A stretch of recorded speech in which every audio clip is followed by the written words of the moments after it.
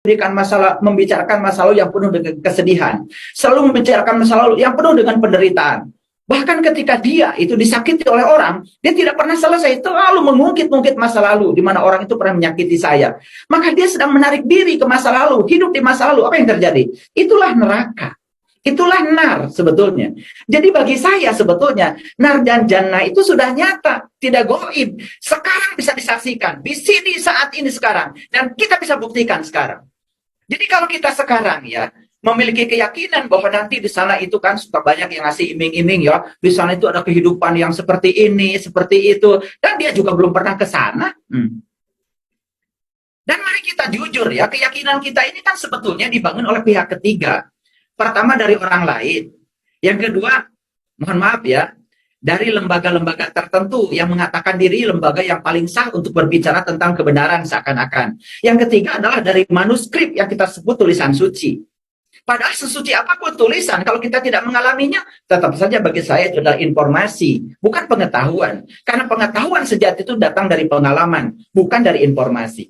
Sampai sekarang kita tidak pernah bisa membedakan mana opini, mana pengetahuan, mana persepsi, mana kebenaran. Karena apa? Karena kita dibutakan oleh doktrin-doktrin yang diizinkan kepada kita ya untuk ya merusak ya pikiran terbuka kita. Akibatnya pikiran kita menjadi buta, pikiran kita menjadi tertutup dan kita akan jauh dari kebenaran. Makanya siapapun yang hari ini memiliki keyakinan hanya berlandaskan pada teori, apa kata orang, ya, apa kata lembaga tertentu, apa kata manuskrip tulisan suci yang kita sendiri tidak mengalaminya, terus terang ya kita akan jauh untuk bisa mengalami yang namanya kebenaran. Karena kebenaran itu adalah kenyataan di dalam diri kita. Makanya heran kalau banyak orang yang terjebak pada hidup apa yang seharusnya. Ketika orang terjebak pada hidup apa yang seharusnya, tetapi dia tidak bisa menyatu dengan apa adanya.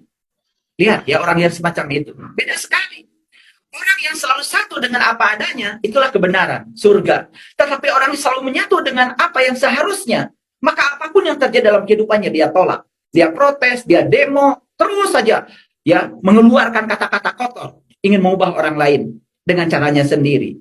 Ingat ya, ketika kita ingin mengubah orang lain, seperti yang ada di pikiran kita akan melupakan diri kita untuk merubah diri kita sendiri. Dan itu adalah kebodohan.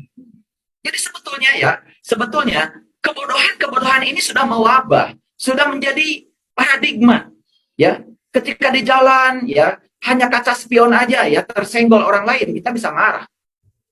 Hanya di jalan ketika orang lain ya menghalangi jalan kita pun bisa marah.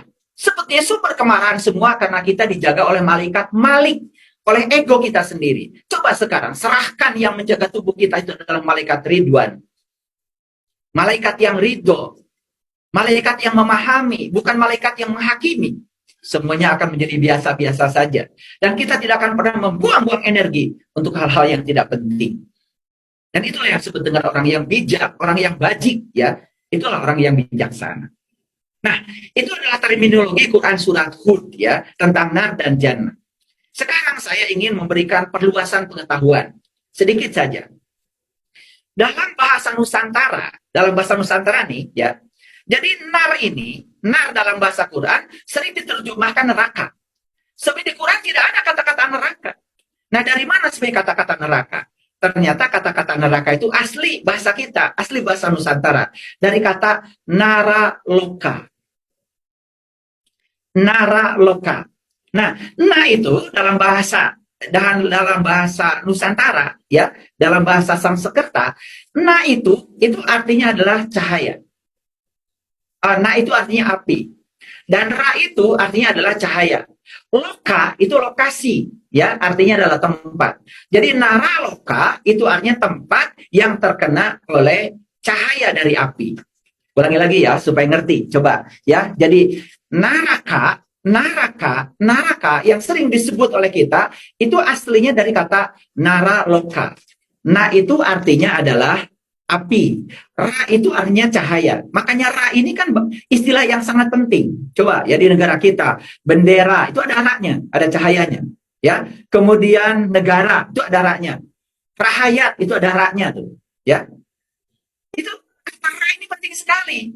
Makanya kalau kita pergi ke Jepang ada namanya kuil nara. Ya.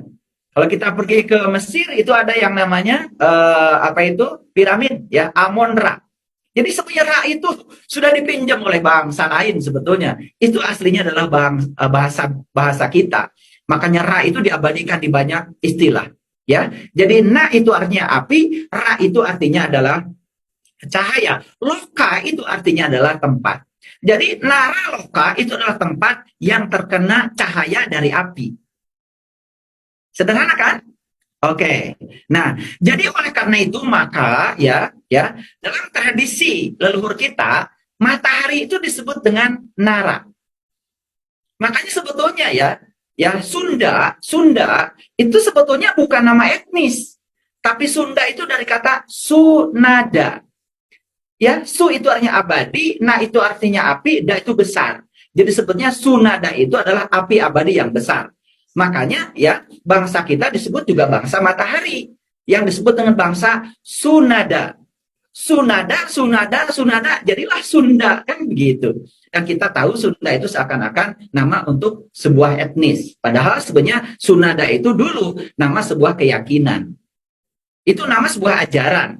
Jadi Sunada itu adalah ya api abadi yang besar, yang itu mengacu kepada matahari. Makanya Sunada itu ya ditarik ke barat, itu jadi apa? Jadi Sundayana. Makanya Sundayana itu dari Sundayana.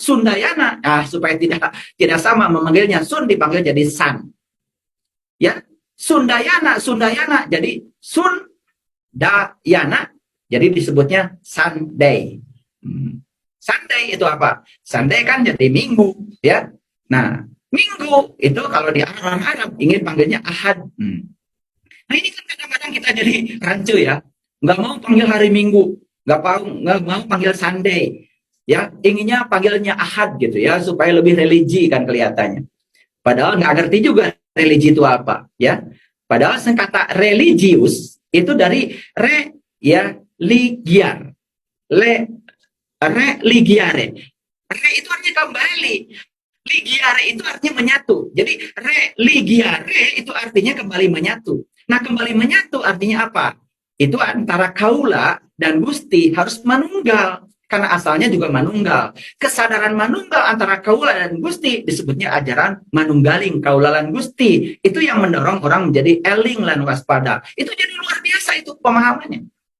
Nah, ketika orang sudah manunggal, ya, antara kaula dan Gustinya, tidak ada kaula, tidak ada Gusti. Yang ada yang disebut dengan manusia paripurna. Jadi sebenarnya manusia paripurna itu adalah pertemuan antara kaula dan Gusti. Makanya manusia paripurna yang disebut dengan insan kamil, dia berwatak keilahian. Penuh kasih sayang, penuh kelembutan, penuh pengertian. Itu yang di dalam Quran surat An-Nas disebut dengan ilahinas. Jadi ilahinas itu bukan Tuhannya manusia. Apa kata binatang lain, apa kata makhluk lain, enak aja. Tuhan dikooptasi oleh manusia. Makanya ada yang mengartikan ilahinas itu Tuhannya manusia. Kalau bagi saya ilahinas bukan Tuhannya manusia. Tapi ilahinas itu artinya keilahian yang diwariskan pada nas. Jadi artinya kita ini manusia sebetulnya sudah mewarisi keilahian Tuhan. Makanya ketika kita sudah selesai diciptakan tubuh ini, maka Tuhan meniupkan ruhku ke dalam diri kita. Dalam ruhku itu ada keilahian yang diwariskan kepada kita. Jadi kalau manusia perilakunya lebih buruk dari binatang, itu kan sebenarnya keterlaluan. Makanya di Quran dikatakan, manusia yang tidak bisa menggunakan kolbunya untuk memahami, untuk melihat dan mendengar. Disebutnya juga ulaika kal an'am. Sama saja mereka dengan binatang. Ini sebetulnya statement-statement yang penting untuk direnungkan oleh kita. Cuman banyak yang tidak merenungkannya. Baik ya. Jadi ya neraka itu bukan bahasa Quran. Itu bahasa Nusantara dari Nara Loka, tempat yang terkena sinar matahari. Oke, sekarang kita lihat ya buktinya. Bapak Ibu sekarang lihat sekarang. Sekarang kita siang apa malam? Siang kan? Ya. Apakah sekarang tempat kita terkena matahari? Betul kan? Terkena matahari kan? Oke, ya. Tadi malam matahari tidak datang ke tempat kita. Apa yang kita lakukan tadi malam? Tidur bukan? Oke, tidur ya. Tidur nyenyak ya. Oke, saat tidur nyenyak Bapak Ibu ingat utang nggak?